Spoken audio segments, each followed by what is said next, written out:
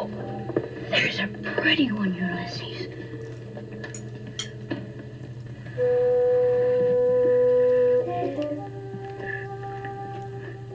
There it is. Hello, BookTube. I'm Shawn the Book Maniac. Welcome back to my channel. Here I am with the third installment on my series of short stories by Asian writers that I'm featuring during the month of May for the Asian Readathon.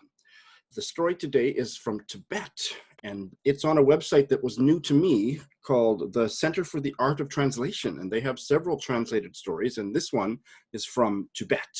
The title of the story is The Illusion of a Day by Takbum Gyel, translated from the Tibetan by Christopher Peacock. And my collaborator, my discusser, my conversation partner is Sisilia from Singapore, my good friend, and unfortunately not yet a booktuber, but very active in bookish social media. Hello again, Sisilia.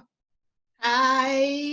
How are you It's doing? good to be here again. I'm good. Yeah, we have done a few videos when you've visited Tokyo, and this is our first long-distance virtual chat. Yeah. So just a reminder to those of you that are watching that in this discussion, Sisilia and I are not going to worry about spoilers. This short story is available to you free to read online. It should take you about 20 minutes to read. And it's the first anything that I have read by a Tibetan author. How about you, Sisilia? It's the first time. In a sentence or two, what did you think of the story? Well, I like the story. I mean, it has a very good structure in terms of writing. The story itself is very simple and I love it. I mean, I didn't expect that something can come up with from this simplicity. It was a very simple story, and the power of the story was through its simplicity. I really didn't know what to make of it in the first few paragraphs, and then it just sucked me in isn't quite the right expression, but it just gathered power as it went on. So what's the story about, Sisilia? Well, actually, when I started reading it, I didn't really, have an inclination to it, whether I'm going to like it or not. But it's only when I finished the whole thing, then I just mesmerized by it. Yeah. From the start and also the end. The start is, it was getting light. And the end of it, the last sentence is, it got dark. Yes. It's amazing. It's just like at the beginning and the end. Well, the story is just about this young boom who is a shepherd. So it was getting light. It started with his childhood. He was just getting up, getting breakfast, and after that went out to work with all his sheep. And what I like is that it's starting from the past when he was a kid and is ending when he's older, when he's old with a son and grandson. But the author actually weaving in all this the past and the future slowly in the middle of this story, and then it's ending when he's old. I think there's a very interesting way of telling a story like this. It's very simple. I think so too. And then what's complex or quite amazing about it is that in the course of one day, our protagonist, Yangbum, he leaves to go out and tend his flock of sheep, take them up the mountain for the day. And he leaves as a small boy with no father. So he has assumed adult responsibilities at a very young age, like he might be. What do you think? 6 or 7 at the opening of the story? Yeah, I think so. And over the course of, if you're not paying attention, then you, as I wasn't the first time I read it, you suddenly are jarred into realizing that he is aging over the course of that one day into an adult and a middle-aged man and an old man, so that by the time he comes back that same evening, if it feels like it's all happens in one day, but it's the stretch of his life. And that really worked for me, the sense of time, that jarring feeling when I first realized he's talking about a girl he likes. I'm thinking he's too young to be talking about that. And then when the very next paragraph, oh, that girl was married off in an arranged marriage at the age of 15. What? And then I had to really start paying attention. Oh, he is actually aging throughout the story in a way that's really subtle and really quite beautiful. Yeah, I like this subtle transition, between the young Yongbum to the old and aging Yongbum. I don't know what year that this story took place. Do you know? Is it like the modern Tibet, or is it like in the past? I'm not sure. It was not stated there. It's not way back in history, I don't think, because the only reference that made me realize that was that at a certain point in his life, he's talking about where so much of his income goes, and it's going to government programs and just different things that sound kind of modern. But beyond that, there's nothing that would say it's in the 1990s or something, but it's certainly maybe in the second half of the 20th century at the earliest, because of all those things that are more bureaucratic and stuff. Yeah. Well, the reason I asked the question is because the life that he described in this story is very simple. It's like you grow up and getting married and have kids and just grow old together with the whole family. It is like a typical traditional family in Tibet. Very, and we should also make clear that this is a nomadic family. They are Tibetan nomads, and so they move from place to place, although we don't ever see that part of their life that they're moving around, but they are. And there's a lot about the traditional nomadic Tibetan life that I found fascinating, the detail about the coat he wears and various things like that were added a lot of color to the story. I was going over to Google to look up what that looked like and stuff.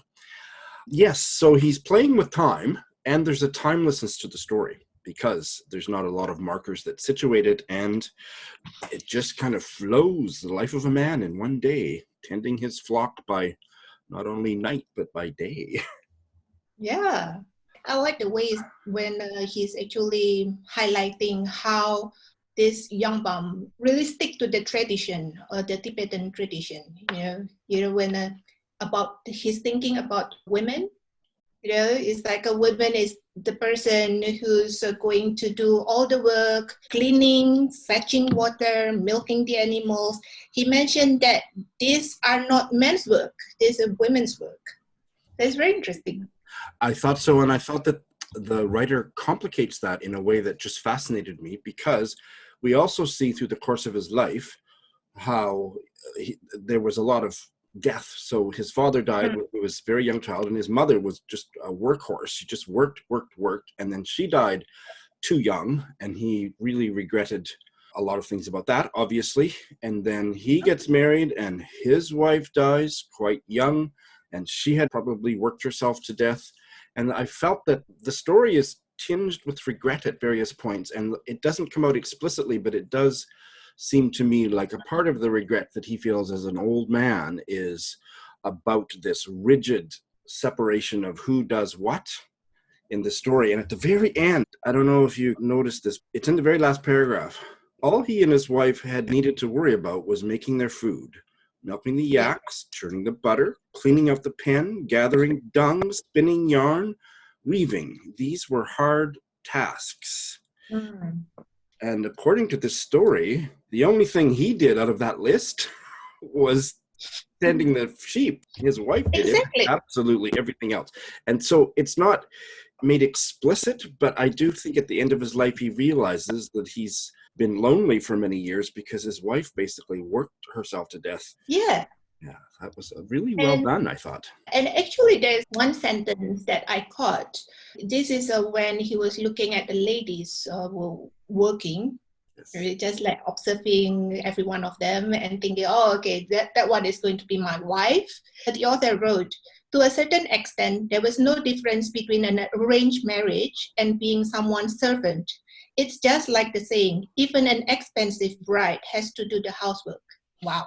Yes. Yeah. And again, a lot of ambiguity built into those sentences, which I was very much struck by too, as well as the ambiguity of him watching the women work and the comment that surely, that's the word that was used, surely one of those was his wife. It wasn't surely one of those would become his wife.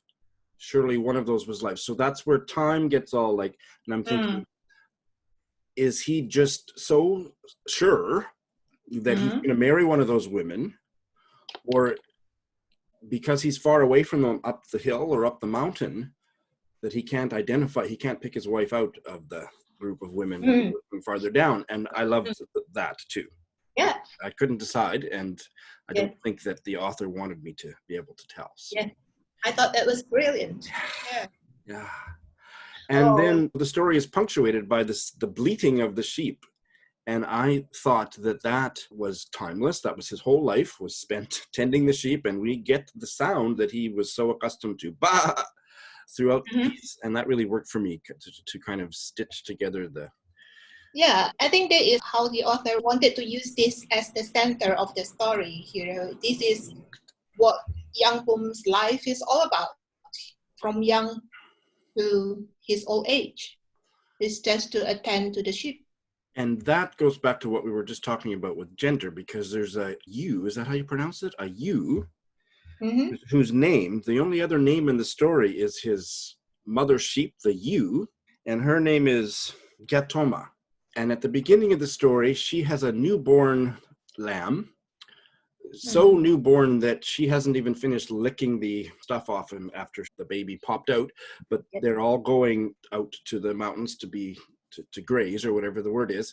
And that lamb is so young that young Bum carries the baby lamb in his bag on his shoulder for a lot of the walk. And then at the end of the story, when he is a very old man, I don't know if it's the same lamb or not, but an eagle sweeps down and captures a baby lamb and takes him up into the sky, drops him to the lamb's death. And that same ewe, Gatoma, is beside herself with grief, whatever you would call it, for an animal. And there's something about that, because that ewe can't possibly have been alive for the time of young Bum's life, but it's so that's where, again, time gets all blurry, and I love that part of the story too. Cool. It makes time unstable in the story, which I loved.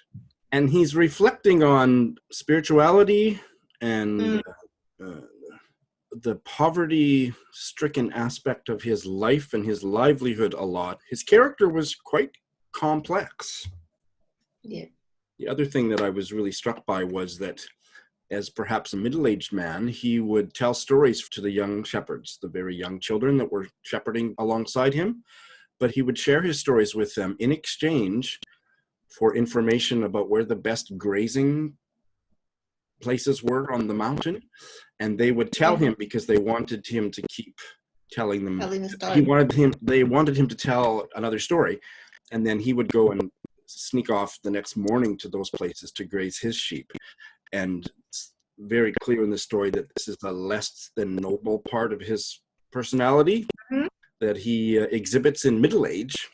Yeah, I think so too. It just brings out highlighting the simple life. I wouldn't actually think that someone actually could write something like this, It's about a young shepherd become an old shepherd. It's just highlighting all the tradition and simplicity of life. For sure, and with enough complexity that one of the things that I got out of this story was that I thought, oh, if you told me I was going to sit down and read a story about a Tibetan nomadic sheep herder, I would not be particularly looking forward to that. I would think it was kind of boring, and it's really anything but boring, and no life is boring, certainly not when handled by a writer that knows how to tell a good story.